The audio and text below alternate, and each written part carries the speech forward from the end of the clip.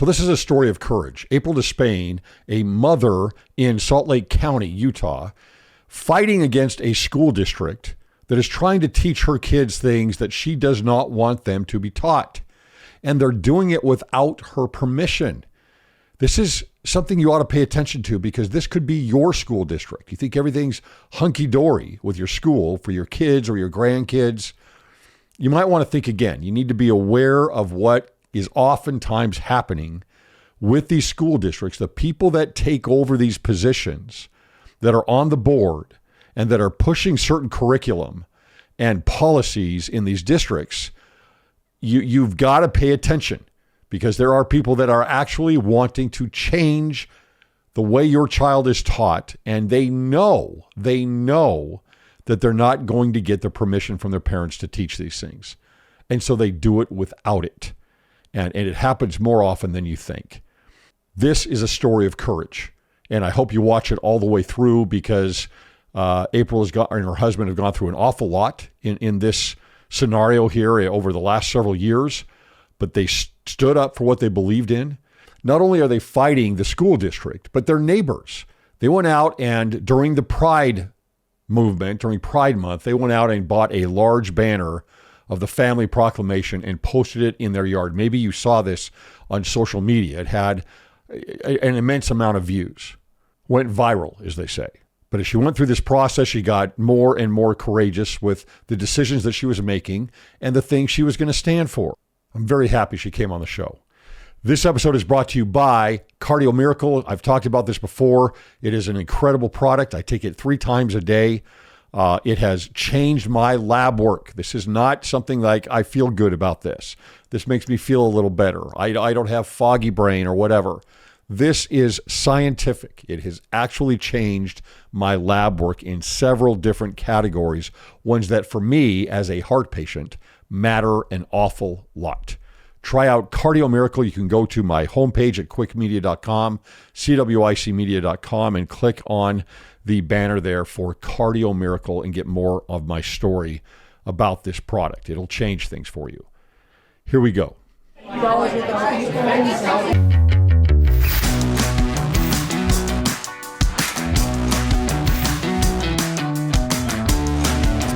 right, welcome to Cwic Show. My name is Greg Mattson, and I am your host. In this episode, we bring on April Despain from Utah. April, welcome to the show. Hi. You've got a very interesting story, something that I've covered a lot on, and that is the infiltration of of identity politics into the K-12 space, even in the elementary school space. And you were very involved with this, starting with, I believe, a book that your third grader had brought home or that you had seen, and you decided, okay, there needs to be a change here.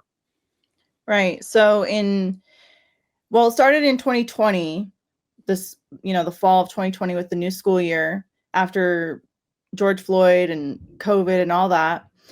And the principals had sent out a message saying, we're going to start this equity book bundles program, which I kind of assumed, it's probably in response to this George Floyd stuff. It might lean a little bit left, but I actually thought it was. What was it called? Equity bundles?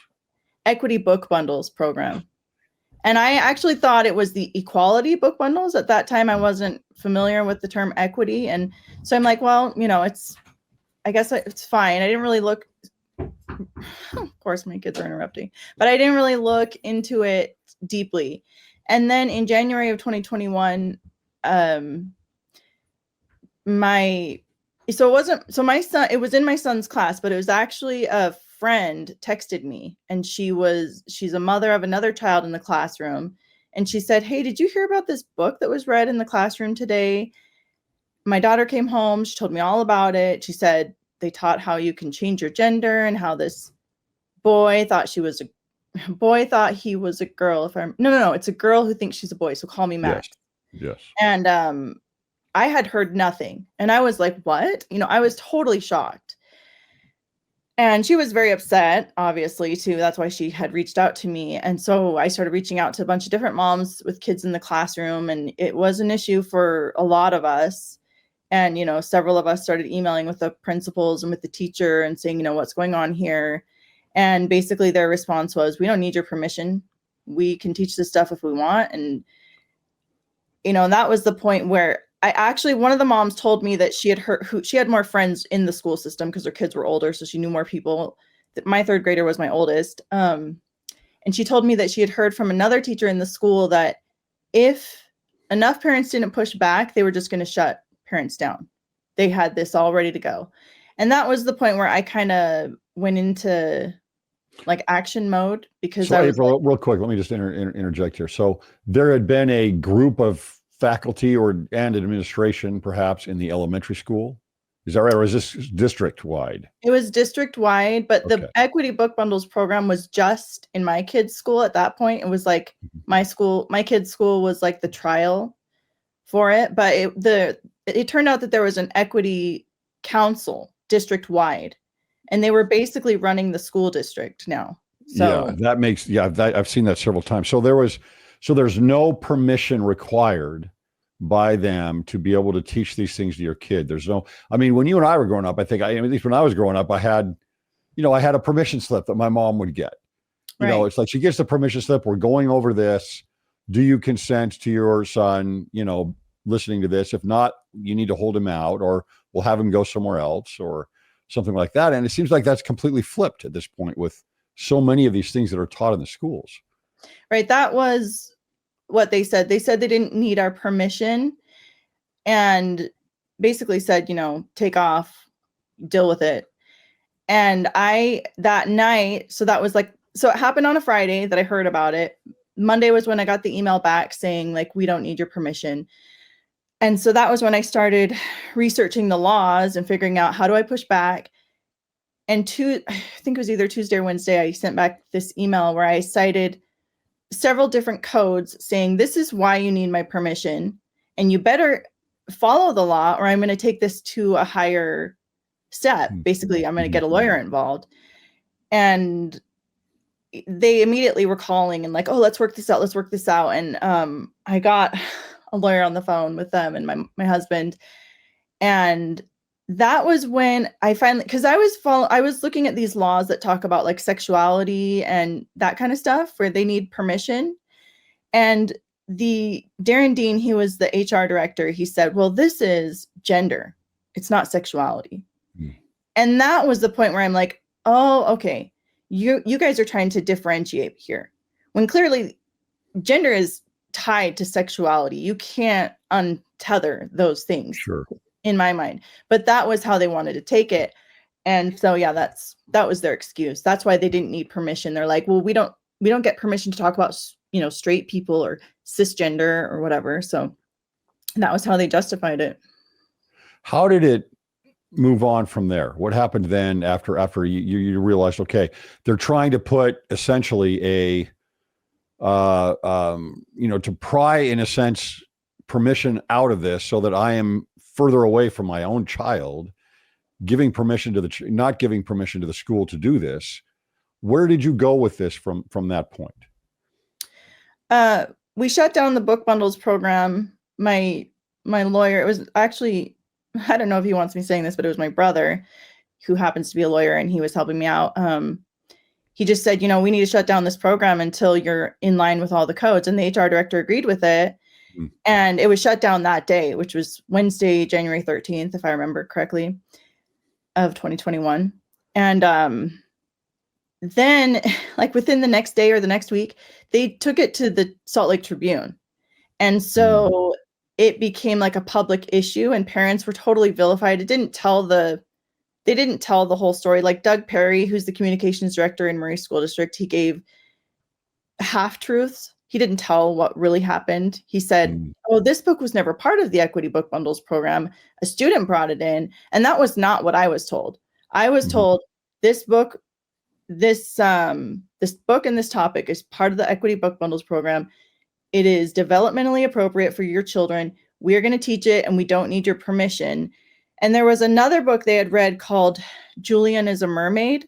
And that book talked about a little boy who saw some mermaids get on the train, which they represented drag queens. And he basically wanted to be a mermaid, and it showed how he transformed into a mermaid. And then at the end of the book, they go to this colorful, bright, rainbowy parade where there's a whole bunch of other creatures dressed as, mermaids and fish and whatever, which clearly you know what it's really representing. Sure. And so they changed their story. They said that a student brought in Call Me Max, but they were never able to explain where Julian as a mermaid came from.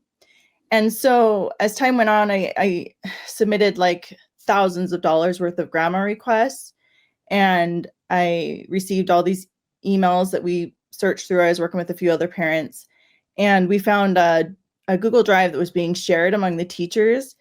And that was the list that had all these other books that were being used in the classroom with Julian as a Mermaid. And there were just all these gender identity and sexuality books that were being brought into the classrooms without parents' knowledge. So these were being taught to the students, and none of these were there was no request for permission from the parents for any of these books. Nope. Yeah, they were being taught, and there was no permission from parents.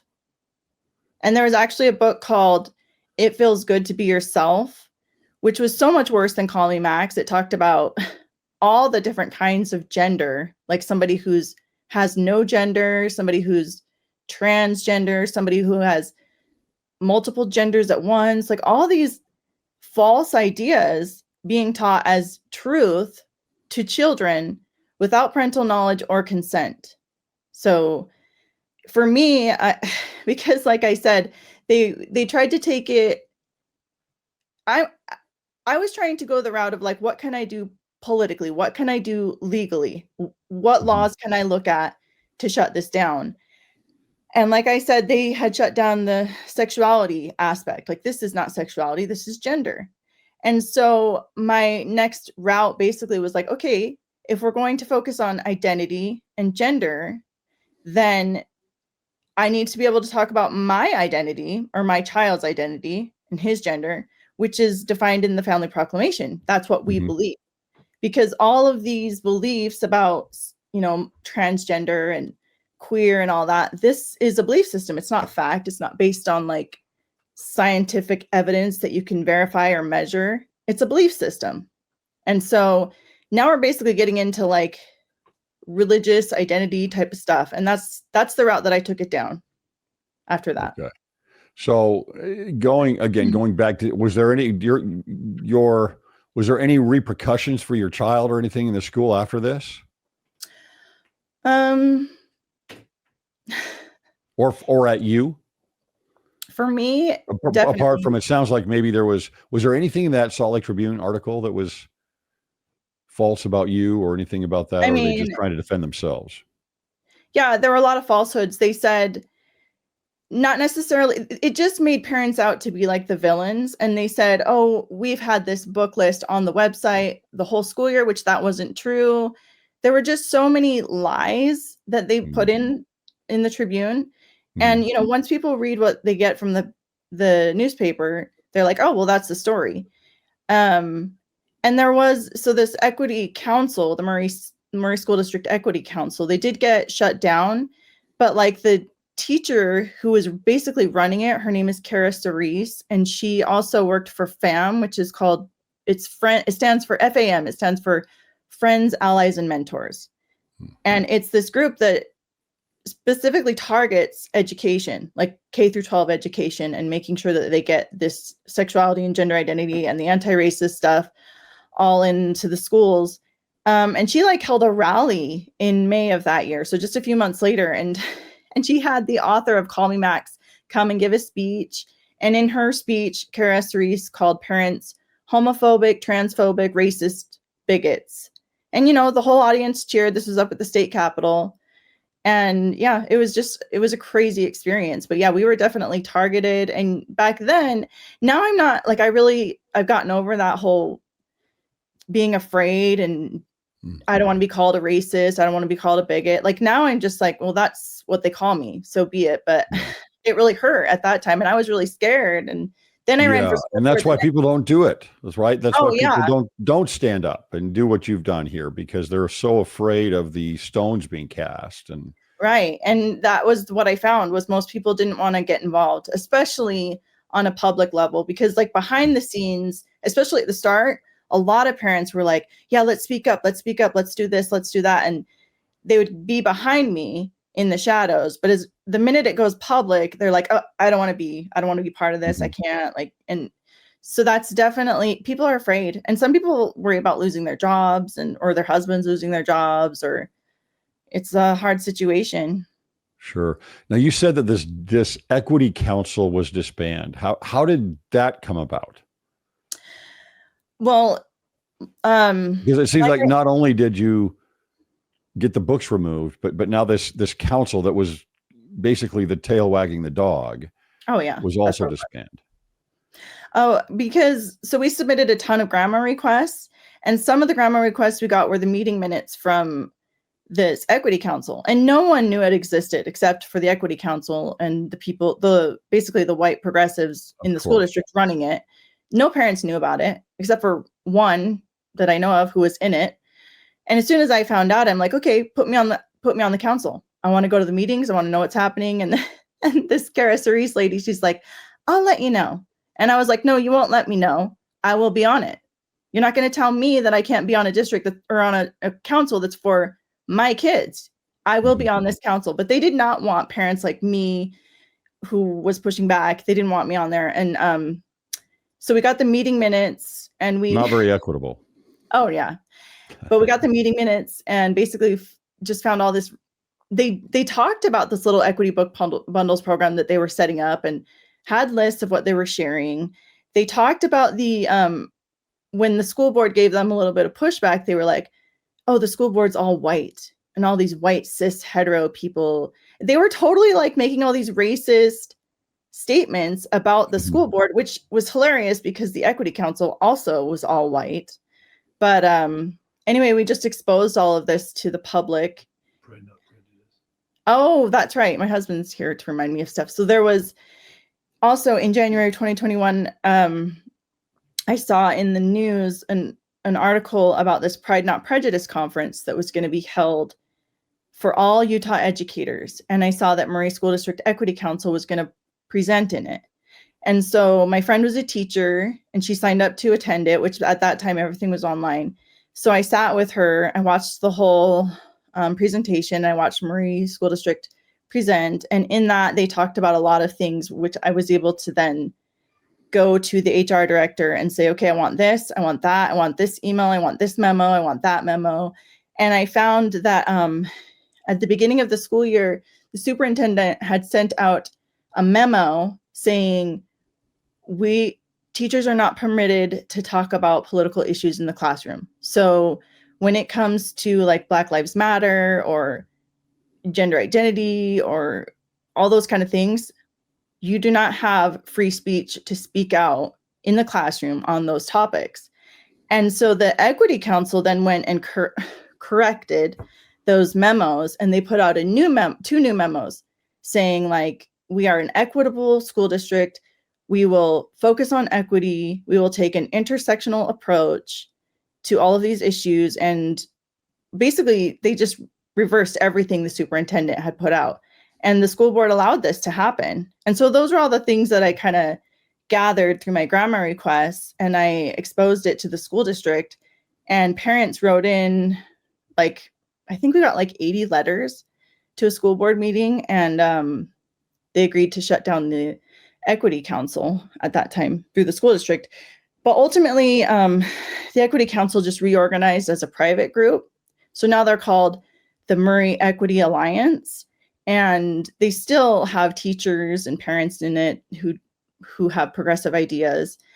And because they made themselves a private council, now parents can't request to be in the meetings, and we can't get grammar requests, we can't get meeting minutes. And so that's how they tried to just get around it, basically. Okay. So you're kind of known figure in the district by now. Oh, yeah. All of this, I'm guessing. Okay. Very So take me from here to the flags being placed on your lawn a couple years later.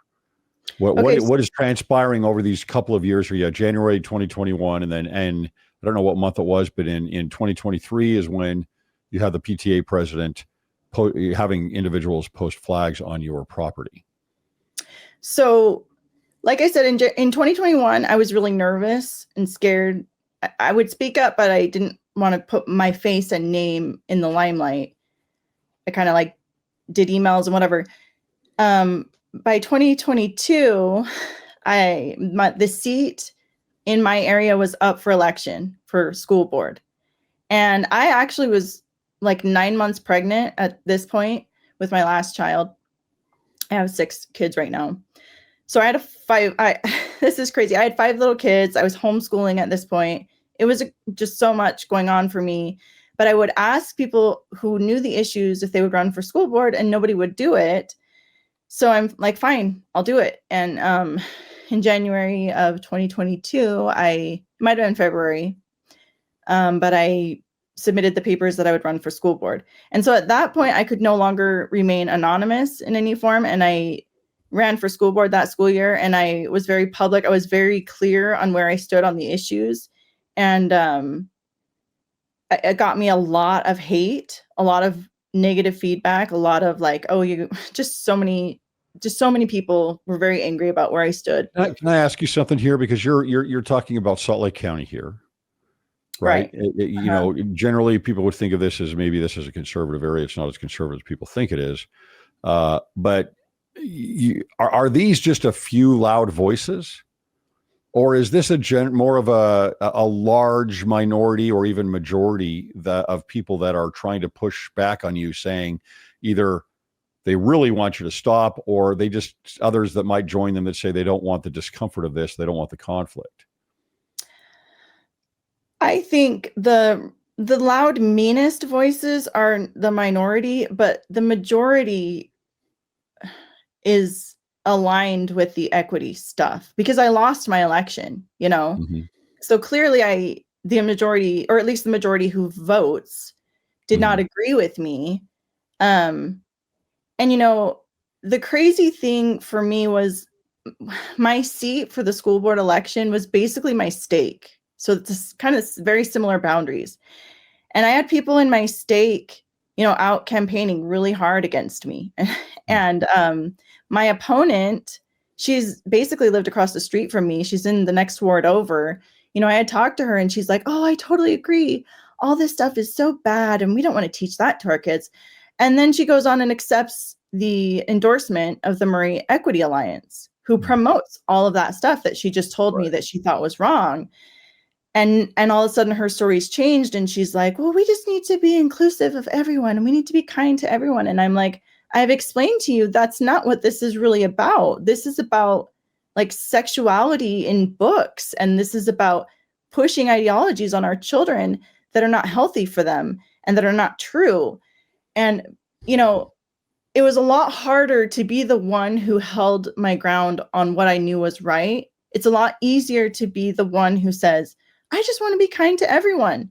And most people in my stake, I think, went along with that narrative. Like, oh, what we might call niceness culture, which is something very common, honestly, in Utah.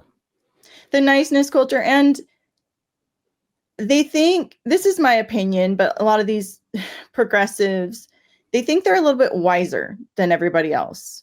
And like I had wiser, wiser, W-I-S-E-R. Wiser.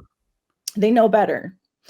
You know, because I would have like these moms saying, well, that critical race theory is not being taught. And I'm like, it's not? How's it not? Well, that's what I read. I did some research on the internet. And I'm like, okay, well, here's Kimberly Crenshaw, who coined the term critical race theory. Let me show you this book that's in your 4th grader's classroom that's quoting Kimberly Crenshaw. And here's a little picture of her. And all of a sudden, this woman's shutting up from then on. Because she's like, oh, I don't know what I'm talking about. Or at least that's what I think. But she's basically these people who have done no research sitting there telling you they know better. And I found that was kind of like how it was in my stake with a lot of people. Yeah, that is a very common thing too. I think people are misinformed. They might do a little bit of research, but what they're picking up is people that are the wrong voices as they're Googling something. Right. Or now chat GPTing it. So I would get that all the time. In fact, I had right around that same time when I was really starting to focus on all these things, I had a discussion online with a BYU professor in the comments section of one of my videos on critical race theory. Mm-hmm. And he kept telling me, no, critical race theory is only a legal theory. Yeah. It is not found anywhere else. It's only in the legal field. You won't see it anywhere else. And then I proceeded to go over everything and everywhere that you find it and people that profess it and push it and by name, including in education, including at BYU, at his BYU. And he stopped. He would not respond to me anymore. Right. But that's such a common thing, is people say, well, it's odd to me that they don't get enough voices and information about the perniciousness of these things. I know. Well, how pernicious the ideology is and what it does to people. I know. We met with the school board at one point, and I asked the school board president, do you know what it means to be anti-racist? And he's like, well, yeah, it just means don't be racist. And I'm like, no. And you've clearly done no research on this issue. And you're allowing this stuff to come into my kids' classrooms, and that's basically what you're dealing with most of the time. And it's gaslighting. They act like you're crazy because you've done the research and you do know what it's about. And they're like, no, that's not what it's about. And I just know because that's what someone told me. But, one of the big things here, one of the differences is obviously that you did become educated on it. So they can't just say that because otherwise you would just maybe go along with it. Well, yeah, I guess that's what anti-racism is. Right. But you'd already done the research on it. You saw what it was, what it represented, and how these things are maybe infiltrated into these institutions. Right. I did that. And I felt like, especially like the school board president, he thinks he's in a position of authority. And it's more like it becomes a matter of, how dare you question my manhood by telling me you're right and I'm wrong, rather than let me find out the truth and let's correct this. That's kind of how it felt. But anyway, basically, I ran for school board that school year. I took a lot of hate. And this is one of the big issues. I was very, very polite. I was very respectful. I focused on the facts. And even with that, most people in my community were like, I don't want to touch this. I don't want to get behind her on this, because even with me being totally polite, it's so heated. People are still coming at you with endless insults and endless, like we were getting death threats, and it's just, people don't want to touch that. And so then when I lost my election, that's the point where I did a shift. I wouldn't say I definitely did a shift. And I was like, I'm done being polite. I don't care anymore what anyone thinks of me. I'm not going to try to get my community to get behind me, because if they couldn't get behind me in my election, when I was perfectly polite and respectful, they're never going to get behind me on these issues. They're too cowardly. That was my attitude.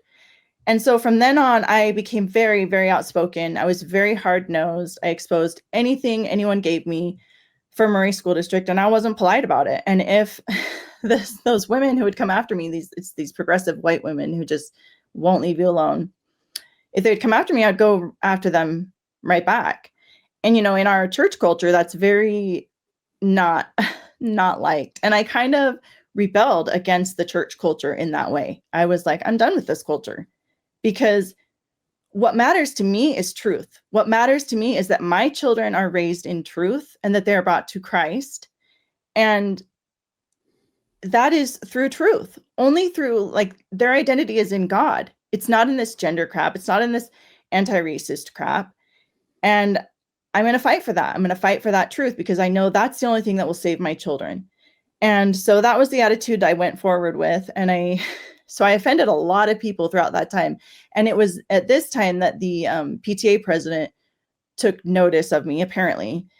I didn't know who she was. I didn't know her name. I didn't know she existed. But at this time, she started watching my posts. And on May 16th, 2023, she ordered pride flags, 7 pride flags, to be staked into my property. She ordered them. And at that time, so I'd exposed a teacher who had a bunch of pride flags in her classroom. And so she saw that I had exposed this teacher. She ordered the pride flags for my home. And then that same day that she ordered them, she emailed the teacher and said, hey, I saw that April Despain was talking about you, and I've ordered these pride flags for her home, and ha ha ha, this is so funny. So and she owned it. Oh yeah. So she sent this email saying I've done this. And then, which I didn't, at this time, I hadn't even interacted with her. I didn't even know she existed. And then it was like a full week later that she came onto my Facebook and started interacting with me. And that was when I'm like, oh, who's this person? And I kind of I didn't get to know her. I never met her, but I figured out who she was, and we kind of had some back and forth. And then on May 28th was when the pride flags were delivered, which we got it all on video and shared it. And immediately it went viral, went all over the news. It went national. And at this point, the PTA president started getting a lot of negative feedback because she staked 7 pride flags into my front yard, knowing that I was politically and religiously opposed to the pride flags. And so, yeah, that's how that happened. I don't know if you want me to move forward from that point. So after this, I mean, okay, so she has the gall to put this on, basically what is that? That's not anything short of just saying, I'm going to send her a message and let her know that regardless of what she thinks, I am going to force this through. I mean, right. You know what I mean? It's like, okay, I don't respect her opinion. She's wrong. She's demonic because of this, or whatever it might be. And I am going to force the issue by putting it in her face and putting these pride flags in her own yard. I mean, right. that's just crazy. Right. And her attitude was, you lost your school board election. Murray School District wants this stuff. You need to shut up and take it. And forcing the pride flags in my yard was her way of saying, you're taking it. And, that it was trespassing. It's vandalism. It's against the law. But Murray police wouldn't protect us, and we just basically felt so violated, and what can you do? That's what people do to you when you stand up for what you believe in nowadays. Well, fortunately, you did get it on video, and thankfully that helps. Right. Right. So then how did this turn? It seems to me like the PTA president then turned the tables on this and said that she was being harassed, and they sent a cease and desist letter to you. Right. Well, so it's kind of funny because even before the pride flags were delivered, she had started doing this thing where she's like, don't tag me anymore. Don't talk to me anymore, or whatever. Like, I'm getting my lawyers involved. And I'm like, okay, well, you're on my Facebook page, so go away. But I did stop tagging her. And then the pride flags were delivered like the next day. And so it's like she was playing this game where she's like, you're harassing me, even though she's on my Facebook page harassing me and my family. And then she sends the pride flags to our home. And then when I expose it, she turned around and said that I was stalking her by sharing what she did to me. Mm-hmm. And so she sent a cease and desist letter saying, stop sharing what I did to you. You're hateful. You're vindictive. You're a bad person. It was the stupidest letter I've ever read. And, I've been raised, my dad's a lawyer. My dad was a lawyer. My brother's a lawyer. I've been around lawyers my whole life. I can read for myself. I knew that letter was a joke, so it basically said, delete everything, apologize. Otherwise, we're going to sue you. And I was like, I know you can't sue me for this. I know that everything I've shared with it is within free speech. I've never threatened you. And I'm not going to delete anything, and I'm not going to apologize. So no, I just took a picture of the cease and desist letter, posted it, and said, here's her continued harassment. After she sent these pride flags to my home, now she's sending a cease and desist letter trying to silence me from telling people what she did. And from then, so at that time, it wasn't stalking. It wasn't a stalking injunction, but she upped it like a month later and filed a stalking injunction against me, claiming that I was stalking her by sharing what she did to me. Even though at this point I had her blocked on social media, I never ever went to her home. I've never met her. I never did anything to contact her. All I ever did was share what she had done to me and my family. And yeah, so I got. What didn't this go to a hearing? It did, yeah. So yeah. I can't remember what's the word, but I submitted something saying, I disagree with this injunction. And so, yeah, I went to a hearing. And it actually ended up being 2 hearings, 3 really, because then we had the argument at the end. So it was like this long drawn out thing. It ended up taking 2 years. And ultimately I did prevail. And the judge ruled in my favor that I did not stalk. I was never stalking her. Mm-hmm. And it was a really great ruling in that the judge said over and over how she said the petitioner, who's the PTA president, was not credible. Over and over and over, she says she's not credible, she's not credible, she's not credible, which the hearing when the petitioner, the PTA president, testified, it was like a clown show. It was hilarious. Like I was. Is there video of this? Yeah. So we have the recording, but we've made videos of it. She just lies over and over, and they're blatant lies. And I don't know like how entitled you have to be to think you can go and sit in a courtroom and lie to a judge and you're going to get away with it. But obviously the judge saw through it. And then, so that was January of 2025. And then my hearing was in March of 2025, where I testified. And also in the judge's ruling, she said over and over that I was very credible. And so that was nice to hear. But the real problem here is that it cost like $120,000 to defend myself in court from this injunction. And I won my case. I'm not a stalker, but I have to pay $120,000. We saw attorney's fees, but the judge didn't grant them. So that basically the process is the punishment. And I have been punished. Because why? Just because I stood up for what I believe in.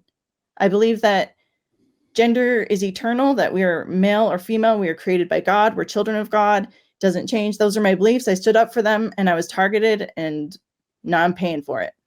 So that's kind of where we're at now. Which again is another,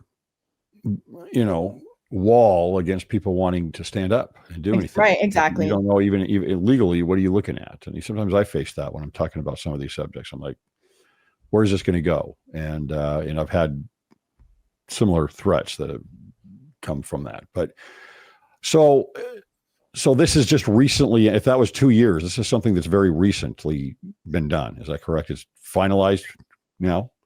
Yeah, we got the judge's decision on August 12th, 2025. So just a few months ago. And then we had like a month where we could have appealed, which I was kind of waiting that out, and neither of us appealed it. So yeah, that's kind of where we're at. That's where you're at now. Okay. So through this experience, let me ask you this. I mean, you've sacrificed a number of things. You were afraid at the very beginning to even speak up about it. Why do you think that changed, number one? And where do you stand today based on everything that you've gone through for the last, 4 or 5 years? Why did my fear change, you mean? Yeah. Why did your fear change? Well, I think running for school board, I didn't have a choice anymore. If it were up to me, I didn't want to run for school board. And when I did submit my papers to run, I was like, I don't even want to win, or I want whatever God wants. If he wants me to win, whatever. But like, I didn't even know what I wanted. I just knew that somebody needed to take a stand for what I knew was true. I knew someone needed to do it. And so I did it. And throughout that process, I lost the ability to have anonymity. And I had to put my name, I had to put my face, I had to put my reputation and my money and everything on the line, my family on the line for what I believed in. And I don't know, like, it forces you to stop being afraid because you have to do it.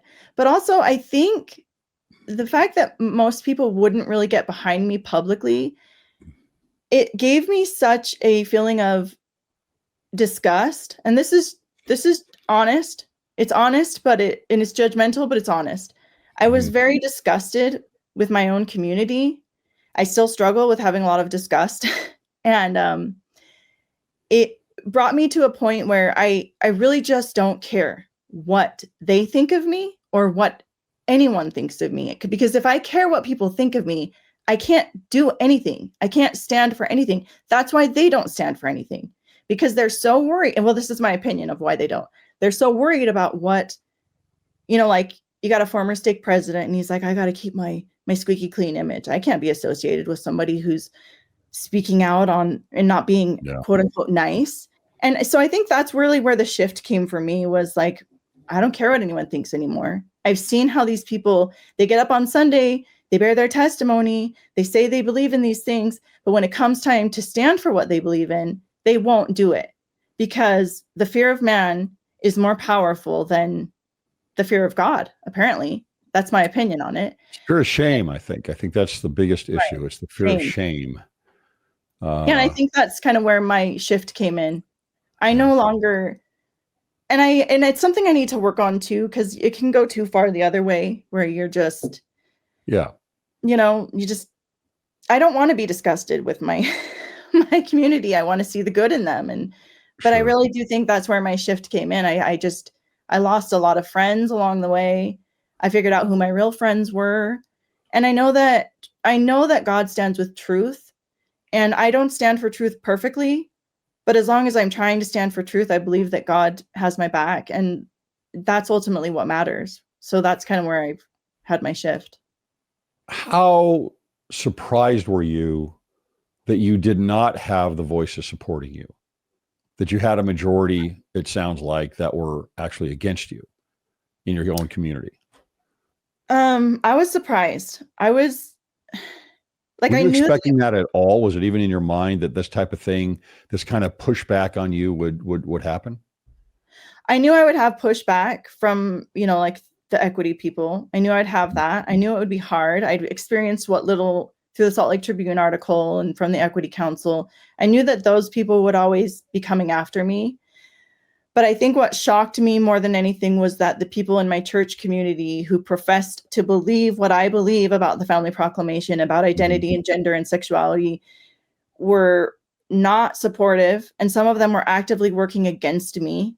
Like the school seminary teacher, I saw him out there campaigning against me, and he and his wife have posted, they think they went to a gay marriage, and she's like, I felt the love just like I felt it in the temple. I mean, and that's the seminary teacher at my kids' high school, if they had gone to that high school. I was shocked, but I'm not anymore. But at that time I was. I thought that people who went to church actually believed what they say they believe. And I've come to realize that actually the church is really divided on this, and a lot of people don't believe it. And it's more controversial to talk about the family proclamation in that ward where we lived at that time. Talking about the family proclamation was very controversial. People didn't want to talk about it, and now I'm not as shocked, but at that time I was a little naive. So. Yeah. And I think it's going to become more and more of a lightning rod, unfortunately. But what have you learned from all of this? What does this teach you? You've gone through this 4 or 5 year journey on all of this. What do you think the lessons are that you've learned for actually standing up for this? I mean, I'm guessing you're still glad you did, based on even though you've gone through all these problems and this hate, so to speak. But what have you learned from it? Can I interrupt and tell a story? Because I'm feeling like I was going to share this, and I just. Yeah, let's do it. Absolutely. Okay. So one thing I wanted to share, and it slipped when we were talking about it, when you said, was I surprised about my community?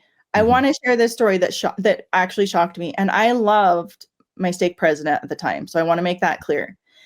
But when we first started speaking out, me and Laurel Fetzer, who's another mom that lived in my district, her husband was the bishop of her ward. And we were having these parent meetings where we would talk about the issues in the public schools. And the stake president got an anonymous letter from someone saying, why is the church hosting meetings that are anti-LGBTQ and racist and all this stuff? And the stake president reached out to me, and he said, he reached out to my friend's husband, who was a bishop at the time. And he said, you can do what you choose, but I'm asking that you not host these meetings in your home anymore. And I reached out to the stake president at that in his home. In his home. His home. And my friend and I were both really mad about this. I reached out to the stake president, and I told him, if my husband were a bishop, would you ask me to not speak out on these issues? Are you going to ask us to not have meetings about the family proclamation at church because it might offend someone as anti-LGBTQ? And he was like, I just want to not give them ammo to come after us. That's all I'm saying. You can. And I'm like, okay, I understand. But where do we draw the line? We're so quick to err on the side of let's not offend. Why don't we No err more conflict. on the side of this is truth, regardless of who it offends? Truth is what brings us to God, because they were not anti-LGBTQ meetings. They were not racist meetings. They were simply discussing the issues in the school and getting parents informed so that they could stand up for their children. And that was something that really shocked me in my community and I loved my stake president. I still love, he's not the stake president anymore, but I respect him. But, and his counselor in the stake presidency there would wear a pride flag on his pocket every single week to church. And he flew pride flags in his yard because he has 2 children who are LGBTQ. And, I loved that guy too. I grew up with him. I grew up with his kids. But I'm like, okay, so you're allowing your counselor in your stake presidency to wear a pride flag to church every week. And then you're counseling me not to speak out. Such a good point. And so you're erring on the side of let's not offend falsehoods and let's set aside truth. Right. And I think, he's a good guy, but I feel that that's wrong. And that's why our communities are partly why our communities are falling apart. It's so discouraging, April. It's just so discouraging to hear these things. It's hard. But I hear them all the time. And it's tough. We live in a very tough culture right now where it's a lot of people don't understand what's happening, and the primary top value, especially in the church, seems to be politeness and niceness. It's like that at above all costs, we must be polite and nice. Right. And that's wrong. It is wrong. It's just plain it is wrong. And the stake president, I can't remember his first or second counselor, but the one who wore the pride flag on his pocket every week, he would take it off on the weeks that general authorities would visit. And so it shows he knows that it's wrong. Yeah. He knows that it's not aligned with truth. And that, I can't speak for him, but that's my opinion. Why would you take it off? If you know that it's right, you wear it no matter who's there. Yeah. But so that's kind of where I just lost my politeness filter, right? Because we err so much on the side of politeness where we're pushing truth out, and that's not okay for me with my children. No, truth is a much higher value. Truth is a much higher value. All right, let me go back to my question then again. What have you learned through this whole process? Again, I think you're glad you did it. I think, maybe you're not, but I think you still would have stuck with what you did despite the literal cost and the shaming and the hating and everything else. If that's true, if you'd confirm that, that'd be great. And then what have you learned out of all this? So I wouldn't change anything that I've done, first of all. And that's a hard question to say. And what have I learned? Because just lately I've kind of been in a, since getting the decision from the judge, I've kind of been in like a stupor. Like what is all of this? Like I lost my election, which it's great. It's fine. But when you lose, you're like, okay, what's the point? And then I win my case, but I lose $120,000, and so today I was reading in Ether, I think it was 6, where it talks about like them going to the promised land and how they're in those little containers and they're going under the water and out of the water and just furious wind pushing them. And I guess that's the only thing I can take out of it is that like, this is my journey. This is something that God wanted me to go through. And the hard things that I'm going through are pushing me to where God hopefully wants me to be. And I think something that I have learned is rather than focusing on whether or not I'm going to win this political battle, it's an opportunity for me to show my faith in Jesus Christ. And like I've tried to, I definitely haven't done it perfectly. I wouldn't say that I'm like the greatest example to look at or anything, but I've tried to stand up for what I believe in. I've tried to show God that I believe the things that we've learned, and my children, I've tried to teach them, ultimately, I guess that's what I can say. When I die, I've lived a life of integrity. I've stood for what I know is true, and I fought for it, and I gave up for it. I sacrificed for it. And I guess if that's all I get from it, then that's all I get. And maybe that's better than anything. I don't know. Okay, let me take this one step further for the last question here. What would you advise someone to do if they're in your same situation, same idea? This happened to us, by the way, also in my family. But a book is going to be presented, taught in elementary school to young kids. What do you recommend someone do? What does a parent do? Speak up. You have to speak up. You have to be okay with being hated. And it's not fun. It's actually really depressing. Like, and now I kind of feel like I have PTSD from it. So, but my kids are in a different school district at this point, and still every time I see something, I have to speak up. And I've gotten negative feedback when I do it, and I'll go into that like feeling of depression, like, oh my gosh, I don't want to go through this again. This is really hard. And it'll like take over me for a couple days. And then I get up and I just got to keep going. And that's if everybody would speak up, it wouldn't be so hard. Yes. But if you're the only one who will speak up, still you have to do it. And, you know, I love the quote from Jordan Peterson. I can't like word for word, but he said something like, speak truth, and whatever happens as a result is the best thing that can happen. So even if you lose everything for it, that's the best thing that can happen, because truth is ultimately the only thing that matters in the end, you know? Yeah. Speak up. Absolutely. Always speak up. Stand up for what you believe in. Well, April, appreciate your courage, and I'm sorry you've gone through all of these things, but I hope it can, at a minimum, even though you didn't get the support you were looking for, you know, people see this type of a story or another story, maybe more and more people can stand up here and do something about it. I think that example does matter, and I think it does make changes, and I think there are ripple effects to this, and maybe this program will change some people's minds. So I really appreciate your courage and telling your story to us here on the show. Yeah, thanks for having me, and thanks for all you do also to speak up for truth. And I'm sure you probably spoke up when you had that book in your kids' classroom or whatever happened with your family. Yes, we did. Thanks so much. Appreciate it. Okay, thanks.